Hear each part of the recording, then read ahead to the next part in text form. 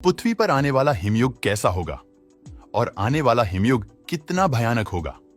हम सभी जानते हैं कि हम लोग बहुत ज्यादा प्रदूषण फैला रहे हैं। मतलब इंसान धरती पर प्रदूषण फैलाकर धरती को गर्म कर रहा है, जिसकी वजह से टेम्परेचर बढ़ रहा है और आइस पिघल रही है। तो क्या इसका मतलब यह है कि भविष्य में बढ़ती हुई गर्मी की वजह से हिमयुग आ जाएगा? हमारी धरती पर मानव जाति का सफाया होगा। अगले आने वाले हिमयुग की वजह से मतलब इतनी ज्यादा ठंड होगी कि आपकी बॉडी में दौड़ता हुआ खून भी बर्फ बन जाएगा। अब आपके दिमाग में बात आ रही होगी कि ऐसा कैसे होगा। बहुत से लोगों को पता नहीं है कि हिमयुग होता क्या है। बहुत से लोग ये सोचते हैं कि सर्दी के मौसम जैसा होता होगा, ज्यादा से ज्यादा क्या हो जाएगा, बर्फ गिर जाएगी। लेकिन मैं आपको बता दूं, ये कोई सर्दियों का मौसम नहीं है जो कि आएगा और चला जाएगा। आइस एज की उम्र 300 सालों से भी ज्यादा हो सकती है। आज से करीब 12,000 साल पहले भी आइस एज आया था।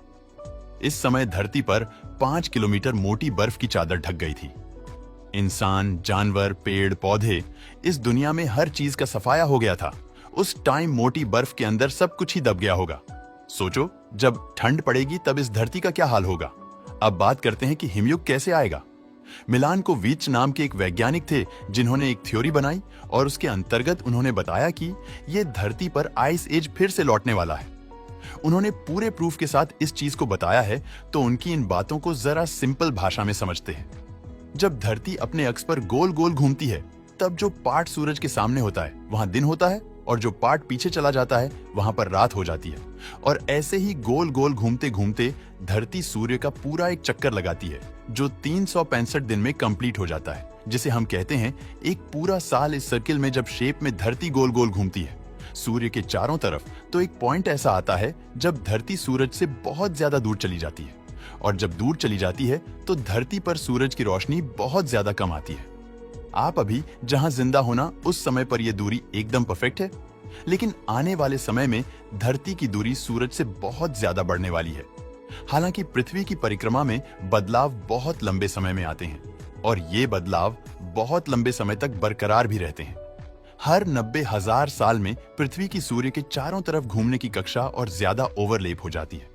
मतलब धरती सूरज से बहुत ज्यादा दूर चली जाती है। शीत युग कब इस धरती पर आएगा, इसकी एग्जैक्ट डेट तो किसी को नहीं मालूम है, लेकिन वैज्ञानिक अब इस रिसर्च पे लगे हुए हैं।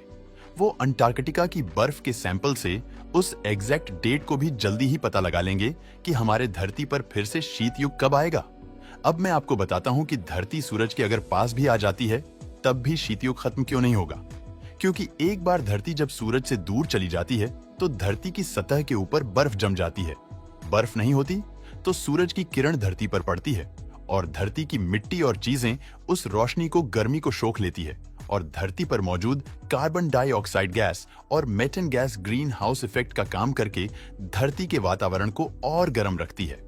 सूरज की रोशनी पड़ने की वजह से जो चीजें गर्म हो चुकी होती है वो अपनी गर्मी को एक टाइम के बाद वापस वातावरण में छोड़ती है, जिससे कि धरती का वातावरण पूरी तरीके से गर्म और नॉर्मल बना रहता है।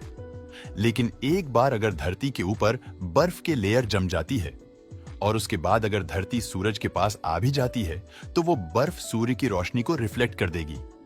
बर्फ कभी भी सूरज की गर्मी को सोखेगी नहीं, और जब सोखेगी नहीं तो धरती का टेम्परेचर बढ़ेगा नहीं। दूसरी बात, जब बर्फ जम चुकी होगी तो इसका मतलब ये है कि इंसान और जानवरों का खात्मा हो चुका होगा या उनकी तादाद बहुत कम रह गई होगी, जिसकी वजह से ग्रीन हाउस इफेक्ट क्रिएट करने वाली गैसेस जैसे कि कार्बन डाइऑक्साइड जो आप अपनी सांसों से छोड़ते हो और मीथेन गैस जो कि जानवरों के द्वारा प्रोड्यूस की जाती है, वो बहुत ही ज्यादा कम हो जाएगी। तो धरती के वातावरण में ग्रीन हाउस इफेक्ट भी खत्म हो जाएगा और इसकी वजह से ये बर्फ के लिए और ज्यादा ठंडक को जन्म देगी, जिसकी वजह से समय के साथ साथ बर्फ मोटी होती चली जाएगी। और एक साल के अंतराल में जब धरती वापस सूर्य से बहुत दूर जाएगी तो धरती पर इतनी ज्यादा ठंड होगी कि अंतरिक्ष में से देखने पर धरती आपको एक छोटी सी आइस बॉल की तरह दिखाई देगी।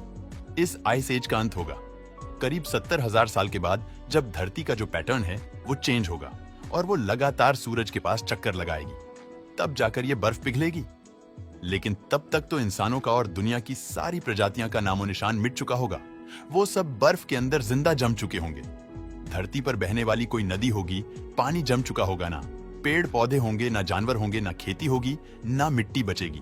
तो इसका मतलब ये है आपके बचने के कोई चांसेस नहीं है, क्योंकि आइस एज में -60 डिग्री सेल्सियस का तापमान एक नॉर्मल टेम्परेचर होगा। केवल कुछ बैक्टीरिया सरवाइव कर पाएंगे इस धरती पर, जो फिर से मानव जाति या दूसरे जानवरों की उत्पत्ति का कारण बनेंगे। अभी तो हालात ये है कि ग्लोबल वार्मिंग की वजह से मौसम का पूरा चक्र बिगड़ा हुआ है। दोस्तों, वीडियो पसंद आया हो तो लाइक और शेयर करें